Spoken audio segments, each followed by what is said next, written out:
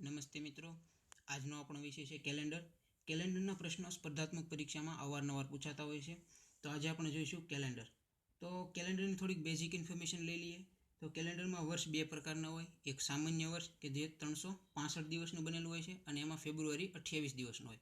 બીજું છે લીપ વર્ષ. તો લીપ વર્ષ 366 દિવસનો બનેલો હોય છે અને એમાં ફેબ્રુઆરી મહિનામાં 29 દિવસો હોય છે. બરાબર. લીપ વર્ષની વ્યાખ્યા જોઈએ તો જે વર્ષને 4 વડે નિશેષ ભાંગી શકાય એવા વર્ષને લીપ વર્ષ કહેવાય. બરાબર. તો આપણે સ્પર્ધાત્મક પરીક્ષામાં પૂછાતા અવારનવાર એવા દાખલાનું આપણે એક ઉદાહરણ જોઈએ તો સ્પર્ધાત્મક પરીક્ષામાં એક સવાલ અવારનવાર પૂછાય છે કે 15મી ઓગસ્ટ 1947ના રોજ કયો વાર આવે. બરાબર. તો એ રીત આપણે કઈ રીતે ગણવું તો આપણે શરૂ કરીએ. પહેલો દાખલો 15 ઓગસ્ટ 1947ના દિવસે કયો વાર આવે. તો આનો જવાબ ગણવા માટે આપણે ચાર ગણતરી કરીશું. બરાબર. પહેલી ગણતરીમાં એક્સ બરાબર શોધીશું, બીજી ગણતરીમાં વાય બરાબર શોધીશું, ત્રીજું ઝેડ બરાબર અને ચોથું વધારાના દિવસો કેટલા આવે એ આપણે મેળવીશું. બરાબર. તો સૌથી પહેલાં એક્સ બરાબર શું આવે તો એક્સ બરાબર અહીંયા જે વર્ષ આપ્યું હોય એમાંથી એક બાદ કરીને લખવાનું. બરાબર. તો અહીંયા 47 કીધું છે તો અહીંયા આપણે એક્સ બરાબર 46 લેવાનું. બરાબર. ત્યાર પછી વાય બરાબર કઈ રીતે લેવાનું તો વાય બરાબર આપણે ગણતરી કરવાની. અહીંયા જે એક્સ બરાબર આવ્યું હોય 46 એને 4 વડે ભાંગવાનું અને જે અહીંયા ભાગફળ આવે એ આપણે વાય બરાબર લઈશું. બરાબર. તો ઝેડ બરાબર વાય બરાબર ગણતરી કરીએ તો 46 ભાગ્યા 4 એટલે 4 એકા 4, 4 એકા 4. બરાબર. એટલે આપણે ઉપર ભાગફળ આવ્યું 11 તો અહીંયા આપણે 11 લેવાનું. હવે ઝેડ બરાબર કઈ રીતે લેવાનું તો ઝેડ બરાબર જે 1947 આપ્યું હોય એને આપણે 3 ભાગ પાડવાના. કઈ રીતે તો આ 1947 આ પહેલો, બીજો અને ત્રીજો ભાગ. ત્રીજા ભાગમાં 47 લઈ લેવાના. બરાબર. હવે પહેલા ભાગમાં 19 છે તો 19 પહેલાં એવી કઈ સંખ્યા છે કે જે લીપ વર્ષ હોય જેને 4 વડે નિશેષ ભાંગી શકાય. તો 19 પહેલાં 16 આવે કે જેને 4 વડે નિશેષ ભાંગી શકાય. બરાબર. તો અહીંયા આપણે 19 છે તો 16 આપણે લઈ લીધું તો હવે વચ્ચે કેટલા આવશે 16 + 3 બરાબર 19. બરાબર. તો હવે આપણે જો અહીંયા વચ્ચે આ જે વચ્ચેનું આવે ને એ આપણે ખાસ કામનું છે. બરાબર. તો વચ્ચે જો અહીંયા 0 0 આવે તો આપણે ઝેડ બરાબર 0 0 લેવાના. જો અહીંયા 0 1 આવે વચ્ચે તો અહીંયા ઝેડ બરાબર 0 5 લેવાના. અહીંયા વચ્ચે 0 2 આવે તો અહીંયા 0 3 લેવાના અને અહીંયા જો 0 3 આવે તો અહીંયા 0 1 લેવાના. તો આપણે અહીંયા શું આવ્યું 3 આવ્યું તો 3 બરાબર 1 લેવાના. બરાબર. ઝેડ બરાબર તો અહીંયા 3 બરાબર 0 1 ઝેડ બરાબર 0 1 લખી નાખ્યું. બરાબર. કેમ કે અહીંયા 3 છે એટલે. ઓકે. પછી વધારાના દિવસો. તો વધારાના દિવસો માટે આપણે આ જે 15 ઓગસ્ટ છે એને આપણે ધ્યાનમાં લઈશું. તો 15 ઓગસ્ટ માટે બધા મહિનાના વધારાના દિવસો આપણે શોધીશું. તો પહેલો મહિનો જાન્યુઆરીમાં વધારાના દિવસો કેટલા થશે તો ટોટલ 31 દિવસો હોય. બરાબર. તો એને 7 વડે ભાંગી નાખીશું તો 7 ચોક 28. બરાબર. તો 28 પછી વધારાના દિવસો કેટલા છે 3 તો એ વધારાના દિવસો 3. ત્યાર પછી ફેબ્રુઆરી. તો ફેબ્રુઆરીમાં મહિનો 28 દિવસનો હોય એને 7 વડે ભાંગવી તો વધારાના દિવસો 0. એવી રીતે માર્ચ. તો માર્ચમાં 31 મહિનો હોય 31 તારીખ તો એમાં વધારાના દિવસો પણ જાન્યુઆરીની જેમ 3. પછી માર્ચ પછી એપ્રિલમાં 2, મે 3, જૂનમાં 2, જુલાઈમાં 3 અને ઓગસ્ટ. બરાબર. ઓગસ્ટમાં તો શું લેવાનું અહીંયા 31 મહિનો છે પણ અહીંયા આપણે 15 તારીખ સુધી જ શોધવાનું છે. તો અહીંયા આપણે લેવાના 15 ભાગ્યા 7. તો 15 ભાગ્યા 7 કરીએ તો 7 દુ 14. તો 14 પછી 15મો દિવસ 15મી તારીખે એક વધારાનો દિવસ થયો તો આપણે લઈશું વધારાનો દિવસ 1. તો હવે આ બધાનો આપણે સરવાળો કરીશું. બરાબર. તો આ 3 ને 3 6, 7 8, 9 10 11, 12 13, 14 15 16 ને 1 17નો સાતડો વધી 1. બરાબર. 17. ઓકે. તો 17 થઈ ગયું તો આપણે વધારાના દિવસો આવી ગયા 17.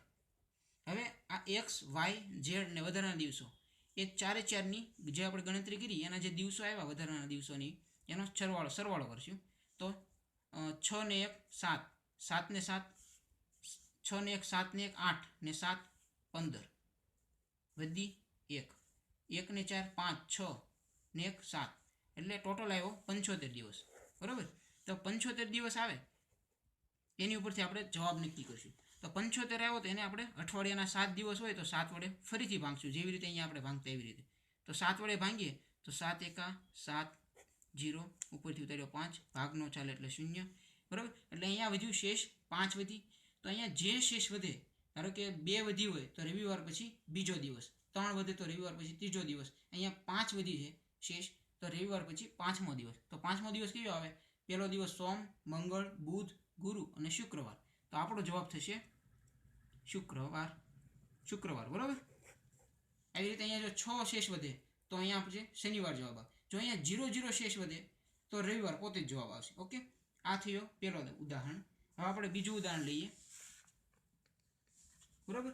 તો બીજા ઉદાહરણમાં આપણે લઈએ ગુજરાતની જ્યારે સ્થાપના થઈ 1 મે 1960 ના દિવસે કયો વાર આવે આપણે એ ગણીએ. તો પહેલી ગણતરી x બરાબર શું લેવાનું? અહીંથી 1 બાદ કરી નાખવાના, 59. બરાબર. y બરાબર શું લેવાનું? તો આ 59 મળ્યું એને 4 વડે ભાંગવાના. 4 વડે ભાંગીએ તો 4 એકા 4, 1 ઉપર ઉતારે 9, ચોકે 16. બરાબર. અહીંયા 3. તો આપણે જે ભાગફળ આવ્યું 14 એ અહીંયા લેવાનું. બરાબર. હવે ત્રીજી ગણતરી ઝેડની ગણતરી માટે આપણે જે વર્ષ હોય 1960 એના આપણે 3 ભાગ પાડશું, 1 2 3. અહીંયા 60 લખી નાખશું. અહીંયા 19 છે એટલે એની નજીકની 4 વડે ભાંગી શકાય એવી સંખ્યા કઈ? બરાબર. તો 16. 20 નહીં લેવાની, કેમ કે એ પછી છે, આપણે પહેલાંની લેવાની છે 20 16. બરાબર. પછી 19 છે તો અહીંયા 16 લઈ લીધા, તો હવે 3 રહ્યા અહીંયા લખવાના, 16 ને 3 19. બરાબર. તો અહીંયા 3 લેવાના. તો આપણે જે નિયમ હતો 3 આવે તો આપણે ઝેડ બરાબર શું લેવાનું? ઝેડ બરાબર આપણે લઈશું 1. બરાબર. અહીંયા જો 2 આવ્યું હોત તો ઝેડ બરાબર 3 લેવાનું, 1 આવ્યું હોય તો 0.5 લેવાનું ઝેડ બરાબર, અને જો અહીંયા 0 આવ્યું હોય તો ઝેડ બરાબર અહીંયા 0 લેવાનું. બરાબર. હવે આવશે આપણે વધારાના દિવસોની ગણતરી. બરાબર. દિવસોની ગણતરી. તો દિવસોની ગણતરી માટે મે મહિનાના 1લી તારીખ સુધીની આપણે ગણતરી કરીશું. તો પહેલાં જાન્યુઆરી મહિનાની ગણતરી. જાન્યુઆરી મહિનામાં વધારાના દિવસો કેટલા થાય? 31 × 7 એટલે ઉપલા દિવસ 3. બરાબર. ફેબ્રુઆરી મહિનો. ફેબ્રુઆરીમાં 1960ની સાલ છે એટલે લીપ વર્ષ થયું. તો લીપ વર્ષમાં કેટલા દિવસો હોય? 29 દિવસો. તો ભાગ્યા 7 એટલે 1 દિવસ વધારાનો. બરાબર. પછી માર્ચમાં 3 દિવસો, એપ્રિલમાં 2 અને મે મહિનામાં આપણે 1 તારીખ સુધી જ જવાનું છે તો એ 1 દિવસ વધારાનો થઈ ગયો. હવે આનો આપણે સરવાળો કરીશું. 3 ને 1 4, 4 ને 3 7, 8 9 ને 10, તો 10 થયો. તો આપણે દિવસોમાં લખી નાખશું 10. હવે આ ચારેય ગણતરીનો સરવાળો કરવાનો. 9 ને 4 13 ને 1 14 નો ચોગડો વધી 1, 5 ને 1 6 ને 1 7 ને 1 8, 84. બરાબર. હવે જે આપણે જ્યાં 84 મળ્યું એને આપણે છેલ્લે 7 વડે ભાંગશું. તો 7 એકા 7 વધી 1 ઉપરથી ઉતાર્યા 4, 7 દુ 14. બરાબર. તો અહીંયા હવે વધે છે શેષ 0 તો આપણે જેમ કીધું એમ 0 હોય તો જવાબ આવશે રવિવાર. બરાબર. આ થઈ ગયું બીજું ઉદાહરણ. હવે આપણે છેલ્લું ત્રીજું ઉદાહરણ જોઈ લઈએ. આજે જે તારીખ છે 1 માર્ચ 2017. તો આપણે જોઈએ ત્યારે કયો વાર આવે? 2017ના રોજ કયો વાર આવે? તો સૌથી પહેલાં એક્સની ગણતરી. એક્સ બરાબર શું લેવાનું? અહીંથી 1 બાદ કરી નાખવાના. બરાબર. તો 17 છે તો અહીંયા લેવાના 16. હવે વાયની ગણતરી. વાયની ગણતરીમાં શું કરવાનું? અહીંયા 16 હોય એને 4 વડે ભાંગવાના. જે ઉપર ભાગફળ આવે એ આપણે વાય બરાબર લઈશું, ચોકે 16. બરાબર. તો 4 આવ્યું તો વાય બરાબર 4. હવે ઝેડ બરાબર ગણતરી કરતી વખતે 2017 છે એના 3 ભાગ પાડવાના, 1 2 3. અહીંયા 17 લખી નાખશું. અહીંયા 20 છે તો 20ની નજીકની 4 વડે ભાંગી શકાય એવી સંખ્યા કઈ? તો 20 જ. તે 20ની પહેલાં 16 આવે પણ આપણે અહીંયા 20,000ની સાલ 2000ની છે 20મી સદી છે એની ઉપર પગી ગયા છીએ એટલે અહીંયા આપણે લઈશું 20. બરાબર.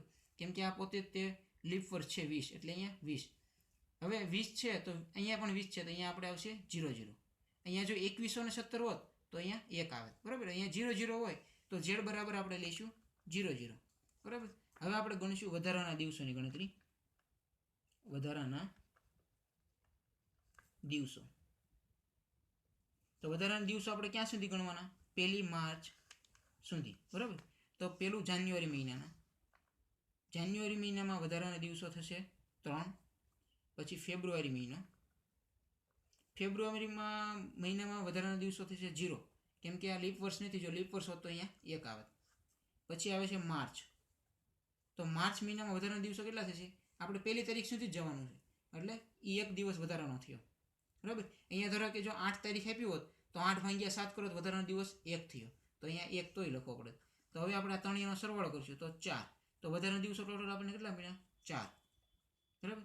તો હવે આપણે જે એક્સ, વાય ને ઝેડ અને વધારાના દિવસો આજે આપણે 4 ગણતરી કરી એનો સરવાળો કરશું. તો 16 ને 4 20 ને 4 24.